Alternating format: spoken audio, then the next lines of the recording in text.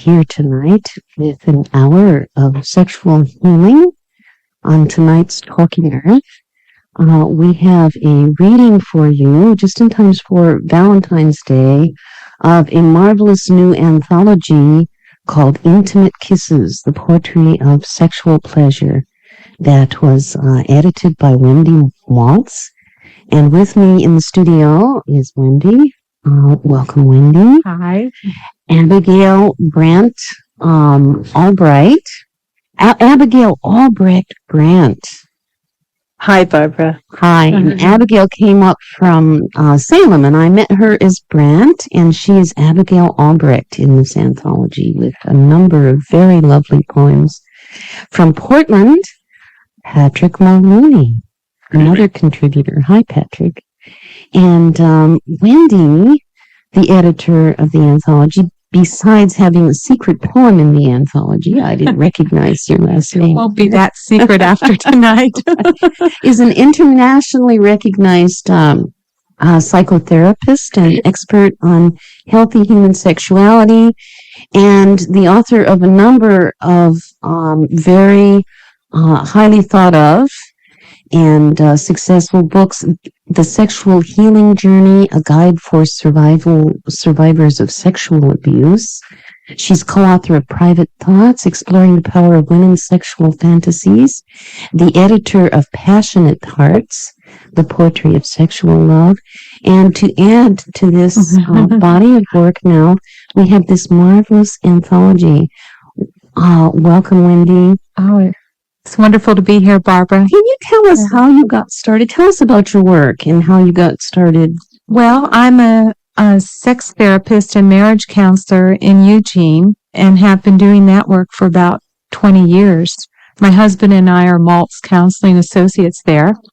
And when I started my work as a psychotherapist and relationship therapist, I got into doing some work helping women who were pre-orgasmic and started doing sexuality counseling with them and then later with men. And one thing I found was that when people address sexuality issues, that their self-esteem really went up when they got the information they needed and felt better about their sexual functioning and had relationships that were richer and more meaningful.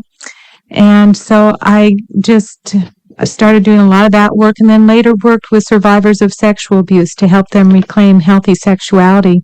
And these poetry anthologies emerged from that work in particular because I was, as a therapist, I was hearing all these stories about people's dysfunctions and then just how horrific humans can be to each other in abuse and exploitation and the problems of sexual addiction and how much, it seemed like there was so much in our culture that was showing us a lot of negative images and descriptions of sex.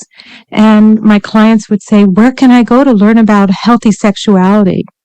And I wasn't able to give resources. So I ended up doing a lot of research and eventually landing on poetry as the place where I found the descriptions of healthy sex. And I think that's because poetry speaks from the heart and it speaks a universal language and it's very passionate, has a lot of breath and movement and flow to it. And the poets were able to describe the beauty of sex.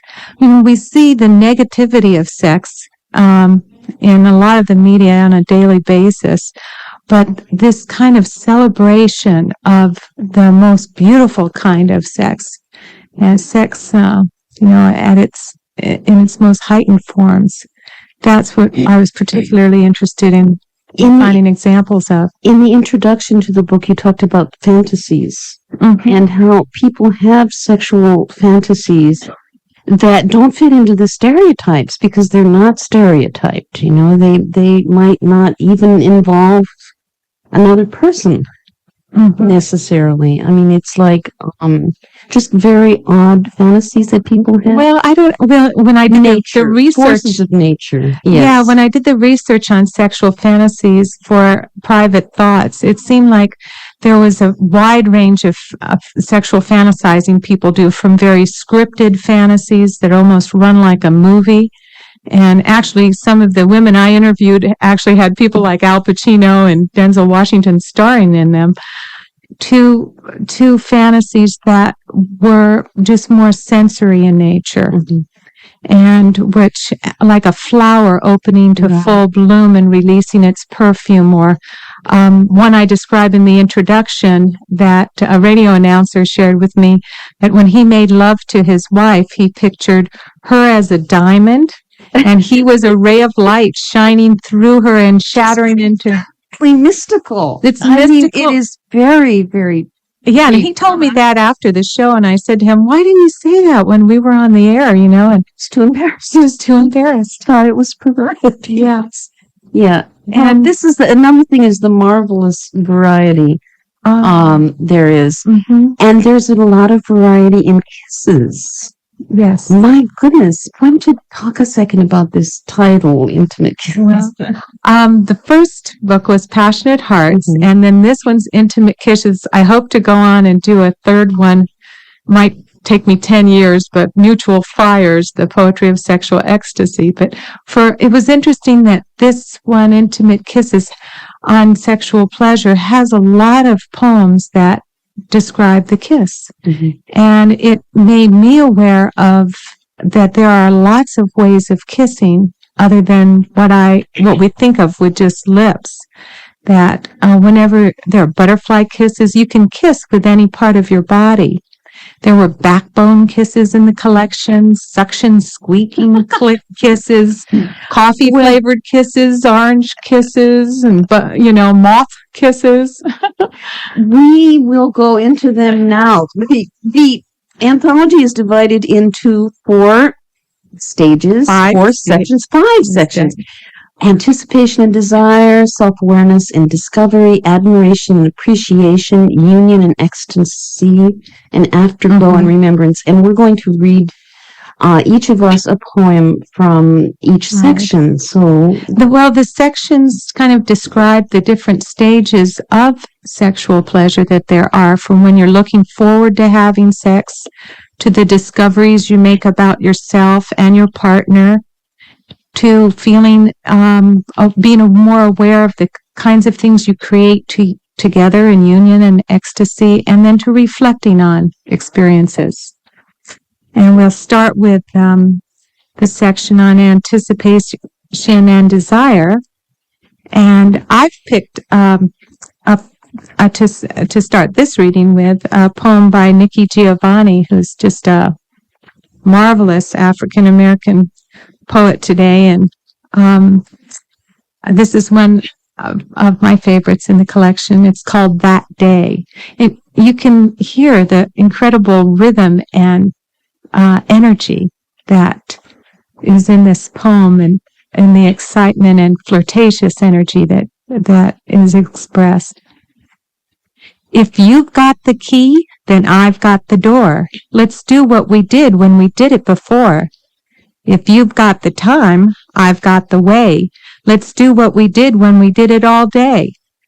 You get the glass, I've got the wine. We'll do what we did when we did it over time.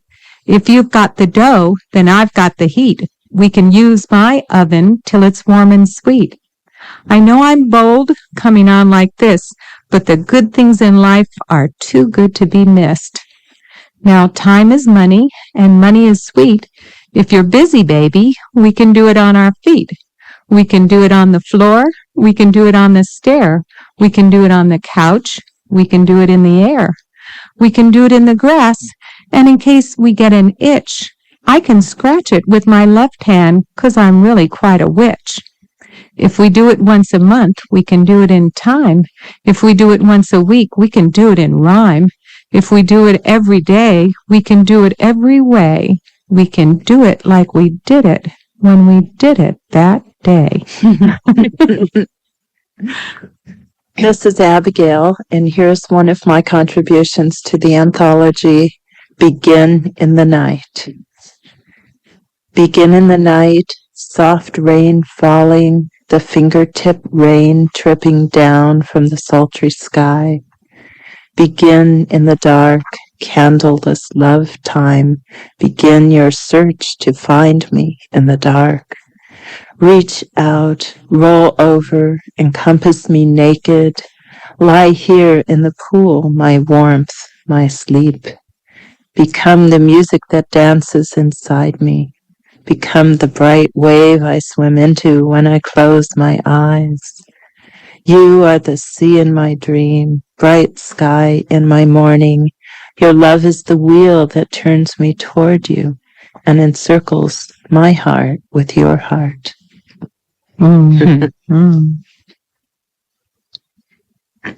This poem, entitled Breakfast in Bed, is written by Michael S. Smith, and professional baker that I am, I really wanted to read this one.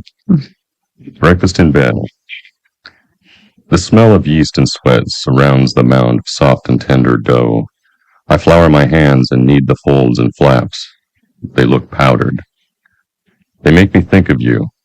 My hands on your spread thighs, your hands in my hair, my tongue at work, your rising, milky heat. The mound grows smooth and firm, a sweaty gloss on its tan skin, and I recall your breasts when your nipple is in my mouth, and my hands grasp their plump sides. Everything begins to rise. Soon I'll climb the stairs and wake you for our breakfast in bed. Long, hard, fresh-baked loaves and our juice, a sticky, hot repast between our legs. A little imagery there. This is a poem by James Tipton. I want to love you with every piece of this body. I want to love you with every piece of this body. I want these strong and simple hands to divine each delicate sound inside of you. I want these faithful legs to gallop at midnight through the sleeping orchards of your heart. I want these eyes, these singing eyes that have survived the brutal clocks, the days lost in daily space, to blossom in some high bed of human heaven. I want these feet that never sleep to wander in the deepest parts of you, like ghosts unchained, ecstatic in this desert scene. I want this blood, this red tenderness to be your blanket. I want this brown and peasant face to race through solitude and rock until, with you at last, the book of moon is read.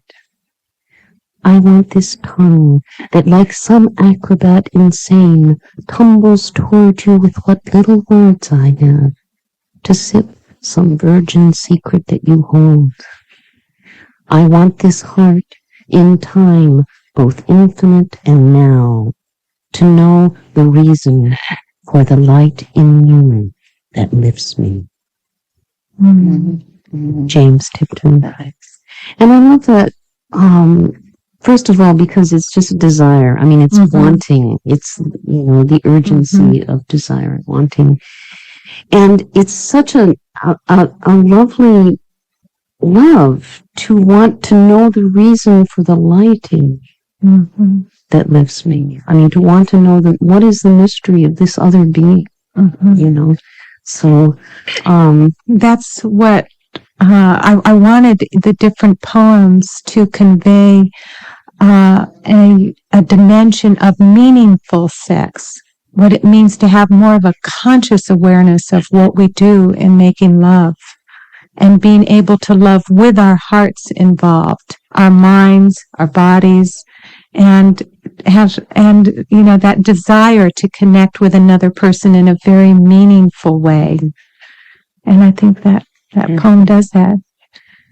So we move from the first section of admiration and anticipation and desire. I want into the next section, which is self-discovery and self-awareness and discovery. And this has to do with that sense of realizing that you come alive and your body is feeling things maybe you've never felt before, that your heart's feeling things you haven't felt before, and it's that ability that sex has to awaken us to ourselves and our own positive power. And our own expanded self. That's another thing. I mean, the self, this is dealt with in other sections too, but the self becomes larger and other than the self. Yes. Which will become very clear, especially in several of these poems that we're going to read here. This one is by Dorianne Laux, who we are so fortunate to have here in Oregon. She and her husband, Joseph Millar, who has a marvelous poem in this book, also are together in Oregon, and she's teaching at the university. They're down in Eugene. Yes. In Eugene. And we'll be doing a little reading at the library tomorrow night. Yeah. Where? What time? At the night library at 7:30 on campus at the University of Oregon. Well, that's it'll be marvelous. Would it be from this book? Yes. We'll be doing. And yeah. Anyway, Dorianne is just great. And this is called 2 a.m. When I came with you that first time on the floor of your office, the dirty carpet under my back, the heel of one foot propped on your shoulder, I went ahead and screamed full-throated, as loud and as long as my body demanded, because somewhere in the back of my mind, packed in the smallest neurons still capable of thought, I remembered we were in a warehouse district, and that no sentient being resided for miles. Afterwards, when I could unclench my hands and open my eyes, I looked up. You were on your knees, your arms stranded at your sides, so still. The light from the Kodak lamp sculpting each lift and delicate twist, the lax muscles, the smallest veins on the backs of your hands. I saw the ridge of each rib, the blue hollow pulsing at your throat, all the colors in your long, blunt hut hair which hung over your face like a raffia curtain in some South Sea island hut. And as each bright synapse unfurled and followed its path, I recalled a story I'd read that explained why women cry out when they come, that it's the call of the conqueror, a siren howl of possession. So I looked again, and it felt true. Your whole body seemed defeated, having taken on the aspect of a slave in shackles, the wrists loosely bound with invisible rope. And when you finally spoke, you didn't lift your head, but simply moaned the word, God. On an exhalation of breath, I knew then I must be merciful, benevolent, impossibly kind. Oh, that's great. From that awareness of her own power, and sort of can segue into this next poem, which is by Sharon Olds, and it's called I Cannot Forget the Woman in the Mirror. And here it's she's looking at herself as she's on all fours and making love and recognizing having a self-acceptance experience. Backwards and upside down in the twilight, that woman on all fours, her head dangling and suffused, her lean haunches, the area of darkness, the flanks and ass narrow and pale as a deer's, and those breasts hanging down toward the center of the earth like plummets. When I swayed from side to side, they swayed. It was so dark I couldn't tell if they were gold or plum or rose. I cannot get over her moving towards him upside down in the mirror, like a fly on the ceiling, her head hanging down, and her tongue long and black as an anteater's, going toward his body. She was so clearly an animal. She was an Iroquois scout, creeping naked and noiseless. And when I looked at her, she looked at me so directly, her eyes so stark. Her stare said to me, I belong here. This is mine. I am living out my true life on this earth. Whoa. Mhm. What do you have to say about that? This is amazing. This was one of the more intense poems, I think, in the collection, and I debated on whether to have it in or not, but that sense of full self-acceptance and our animal nature, it just, the imagery is so stark. You can kind of, I think we've all had that experience when we've stared at ourselves in the mirror and sort of all of a sudden seen ourselves in a different way than we had before. And I'm glad you used it. I'm glad you did too. I took a lot of risks in this anthology that I didn't take in Passionate Hearts, because I wanted to establish in Passionate Hearts the foundations for healthy sexual intimacy and the love. And then, once sort of people knew where I was coming from, I kind of, bent the expanded the envelope a bit there. You did take a lot of risks, and I'm glad you expanded the envelope, because there's depths. I mean, there's such depths involved in human sexuality, that to have it only be the light, and not any of the dark, it's just leaving out in moment. With some of the permissions for some of the poems, what was interesting there is that I had to talk some publishing houses, estates, and relatives of poets who had passed on. I had to convince them that this wasn't a book that was, pornographic. And I had to look pornography up in the dictionary, right? Or degrading. Well, in Asia and in other places in the world, they have what they call pillow books. Yeah, and they're books that exist, to enhance the sexual experience, and we are so puritanical, and we're so denying, of this. So I dasn't say a word about pornography in case, it is exactly defined as we think of it, And erotica has its erotica, place. that's right. But it was interesting because I think of the uptightness, and people were unsure, like, will the poetry be in a collection where it's surrounded by other poems that are worthy of it? Yes, and it is. You have everything here from Pruvert in Kabani, and just an ancient Roman, a couple of ancient Roman cities. Abby. Yes. The poem I'm going to read is by Karen Garrison, and this poem really explores the earth as a metaphor, and that's one thing about this volume of poems is all the elements are here.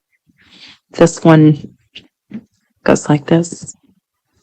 I love being lost in the sound that mud makes when it is soft and wet and begs your fingers to stay a little while longer and please play some more in my earth.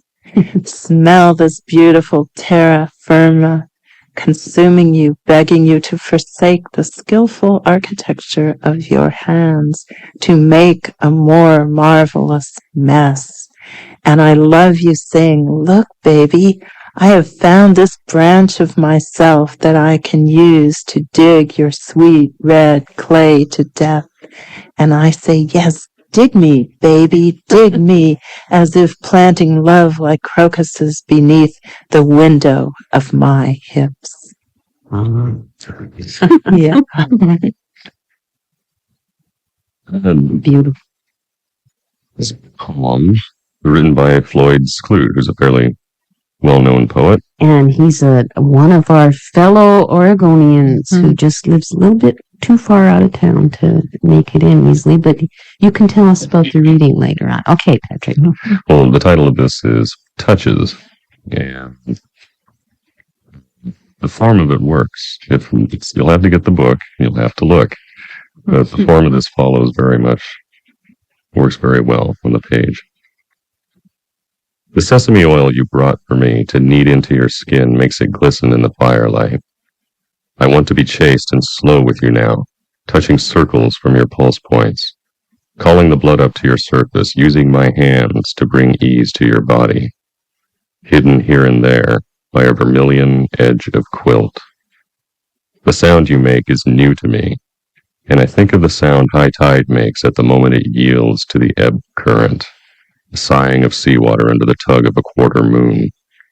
I do not break touch, pouring more oil into the cup of my palm, knuckles still to your spine, and realize it is you who touches me, who anoints the dry places, touching somewhere nothing has touched before. Nice. Yeah, you can't touch without being touched. That's one of the marvelous things about touch. We have now become aware and discovered all kinds of things. It's time to appreciate our partners. Yeah. Where do we go from here? Moving into the next section of the book, Intimate Kisses,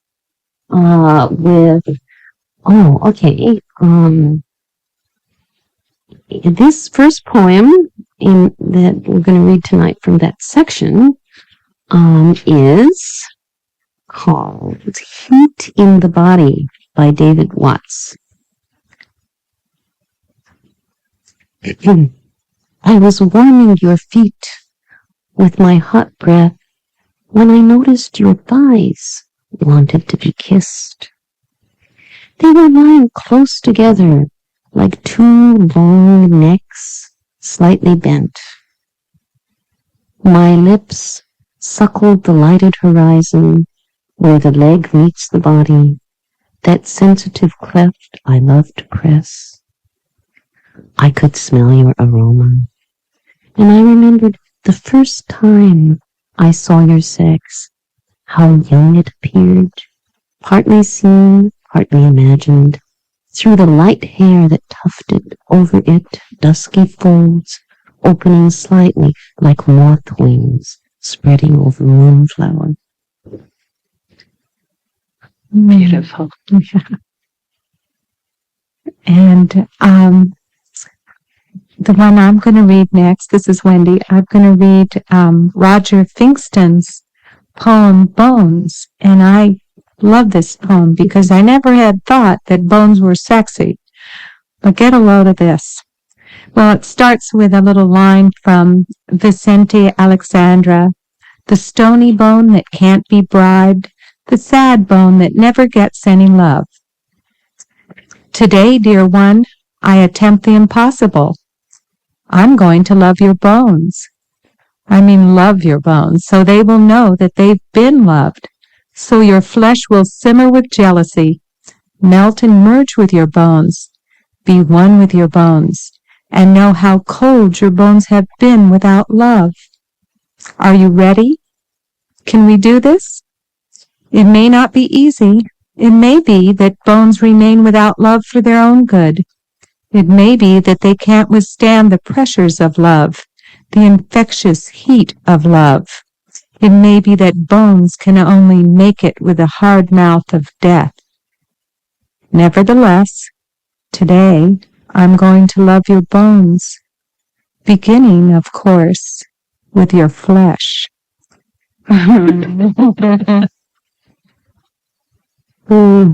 There's something really nice about some of these poems in that they are not gender specific, like that one. And I think that's a really nice aspect. It makes them much more universal. I think that's, for me, what I was striving for is the quality of equality between the sexes. And when you get that balance, it goes beyond sexual orientation, goes beyond gender. Yes, it does. Mm-hmm. Very nice. Abby, Yes. it's time to miss. Time to rest. Yes. Yes. This is one of my contributions. I don't think there's anything I can say to explain it, so I will just jump right in. Nesting. Love outdoors, and suddenly it is down to one taut pine needle flickering between your thumb and forefinger, one green point probing my nipple. You want me to tell you everything, what feels which way, how a nipple responds deep in the woods in the dark. Upon my breast you are weaving basketry, holding the pine needle in your beak as if you are a tool-using bird.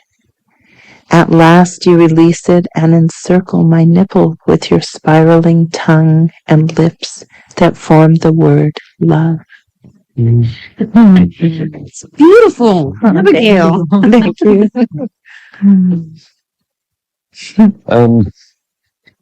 This poem is gender specific. My contribution to this was sent in by the person for and to whom and with whom it was written. And the title of it would be, I Give You My Tongue. I give you my tongue and the word it has for you, and the pleasure it has for you, as I speak silently to your body, as I speak along the arc of your breast, through the cadence of your ribs, over the plain of your belly and into the warm rain between your thighs, into you. My tongue speaks to your sex, your perfect woman's body reads my lips, draws my silent words into you. I listen for your heady response to the ancient language you have taught me. My heart swells when you speak my name, between your soft laughter and your sighs. You guide me artfully through the landscape you create with me, to the nameless hallowed place where no words will do. Patrick, you've got to write more. Oh, It's I'm just awesome. scribbling all of the time. Good. Send me your scribbles. I like poems that convey a sense of place, a sense of travel, particularly between the person and their beloved, and a suggestion of a place wherein they are not only together but somehow become more than themselves. I love any in stories, poems, and anything, any imagery of the landscape, internal and external. And here's the landscape of the body and the sensuality. It's an amazing landscape. It's not boring. And speaking of not boring, the next section of the book is called Union and Ecstasy. Yes. Oh my. And That has to do with the kind of ways that when a couple gets together, they could create something special together and feel more connected to elements in life like fire, water, earth, sky, and the spirit. Public Affection by Imani. When he kisses her, when lips meet, the wind wins still to stop and watch and stare, transfixed, something a breeze rarely does. The birds quiet their song, cock an invisible ear so they can hear wetness pass between mouths, a soft song, more soothing than theirs. The sun brightens its light, so all can see, and cools its heat to make space for the fire burning, heat generating between two small people on planet Earth. Must be magic to stir the wind's curiosity and quiet the bird's song. Public Affection. Now, this poem was written by a woman named Allison Townsend, and I don't know if this is the same person, but in Corvallis, maybe 15 years ago, I had an instructor named Allison Townsend who I believe has submitted poetry to Yellow Silk. This is one of those that conveys definitely a sense of motion, but a sense of place and a feeling of sort of a wet landscape here. It's entitled, In the Absence of Ocean. In the absence of ocean, I washed myself in the salt of your body, whether arching up and up to meet you as you ride above me, intent as a swimmer cresting a wave, or lowering myself upon your surge and swell, as open to possibility as the sea cave I discovered and swam in as a child. It is the most ancient of movements, this rising, breaking, and falling that moves through us like water, simple as our bodies which are so largely salt. I had not thought to know it again, the small boat of my life broken up, broken into, everything familiar smashed to pieces against the rocks. It was all wind chop and ice swirl, and I was barely surviving, treading the fathomless dark, fighting the currents, forgetting the lesson of surrender undulating in the lift and sway of kelp.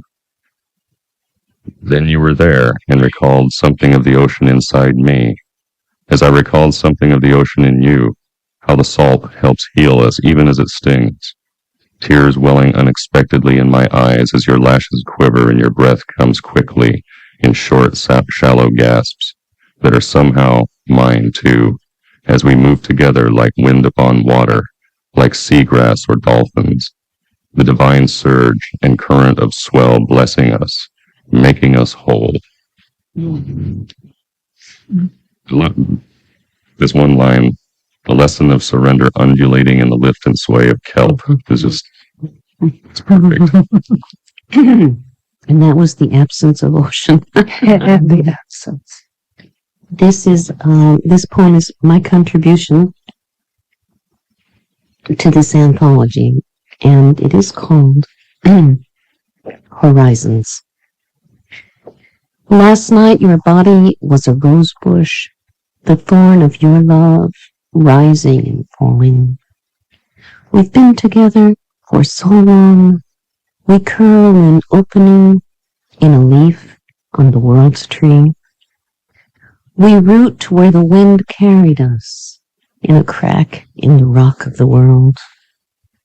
A thorn, the axis of the world's wheel turning. A buzz rises around us, a cloud of wings beating the air. Another blossom opens around our blossoming. Another horizon joins the simple horizon of two bodies. Mm-hmm.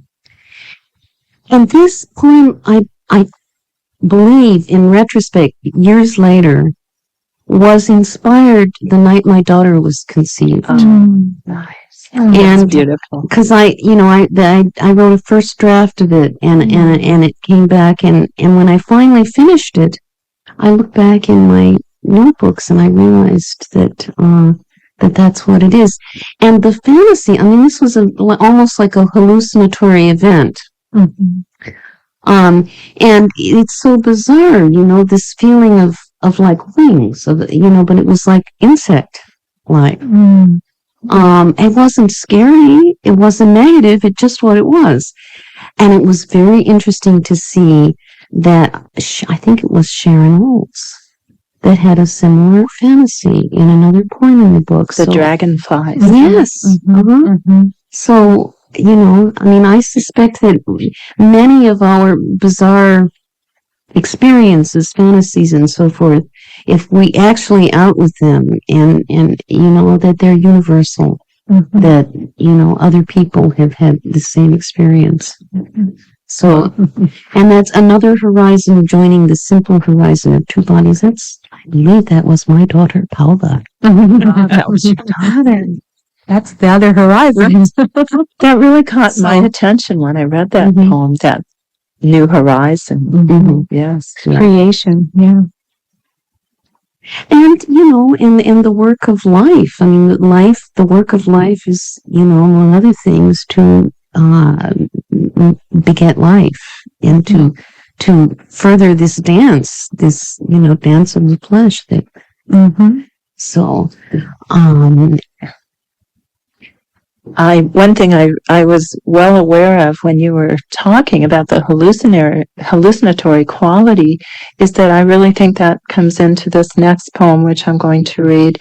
And I really think the state of enhanced feelings and arousal can really bring us into a place where the normal things are no longer normal. They become surreal. Mm-hmm. And I love when that happens in a poem. Mm-hmm. This is one of mine. This is Night of Blue Stars.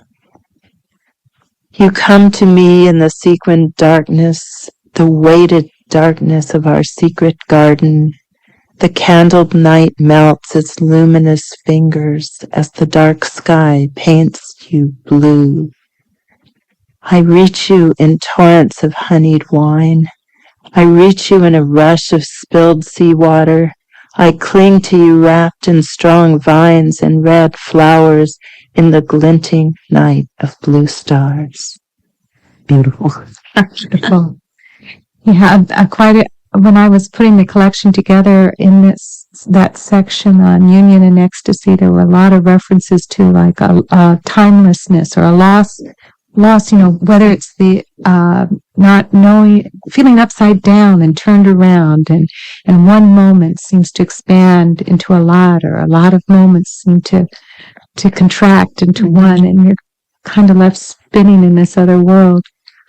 That's ecstasy. That's ecstasy, right. And the next poem I'm going to read, we're into the last section of the collection, Afterglow and Remembrance.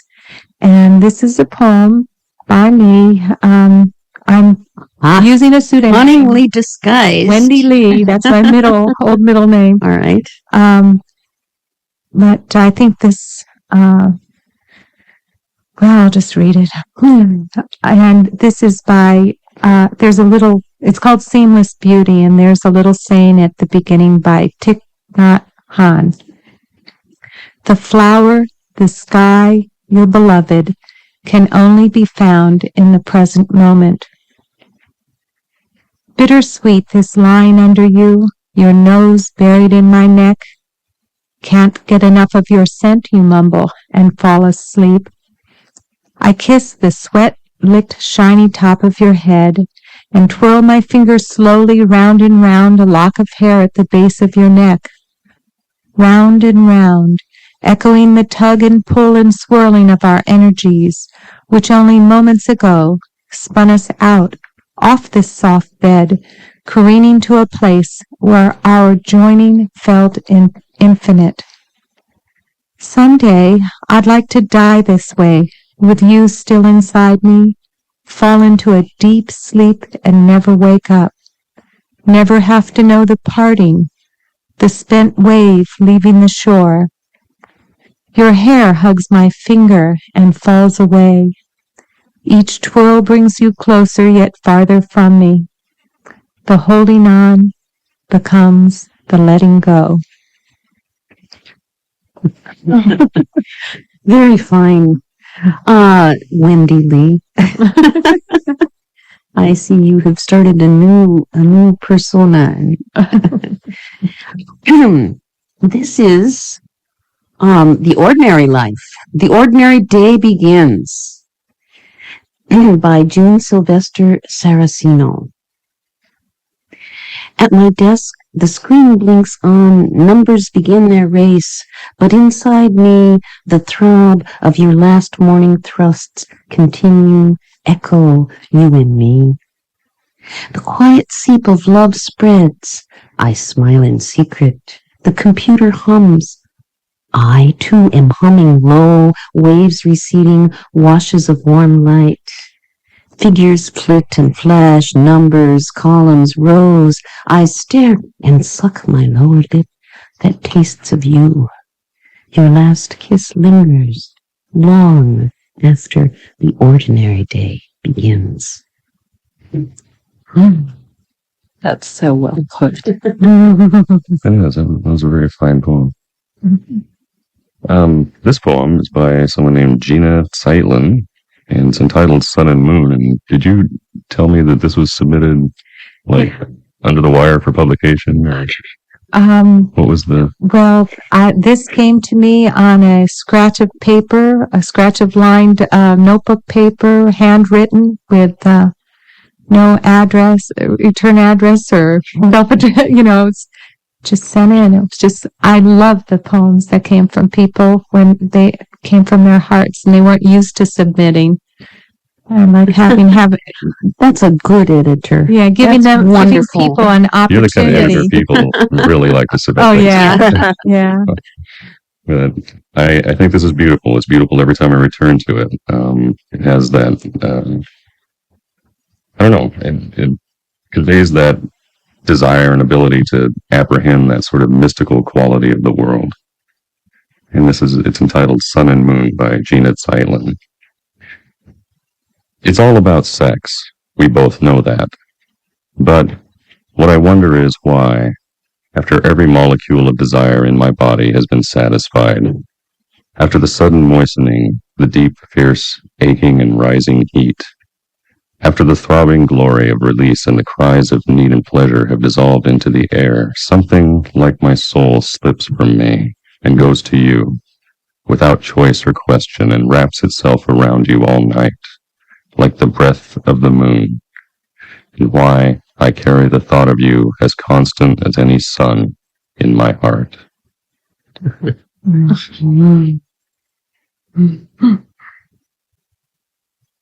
Yes. I love the way these are love poems in so many different ways.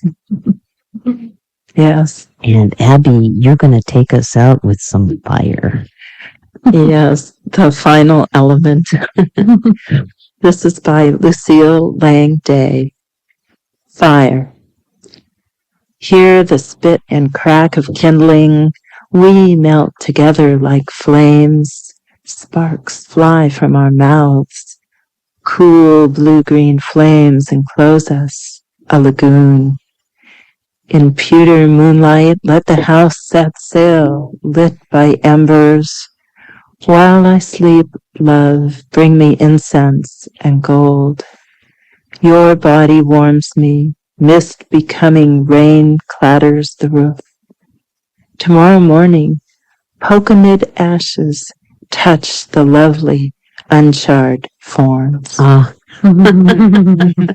have been listening to a reading from the brand new anthology Intimate Kisses, The Poetry of Sexual Pleasure, which you can find at any good bookstore in the city. And I mean, if you're looking for a Valentine's gift, I can't think of one that would be more appropriate.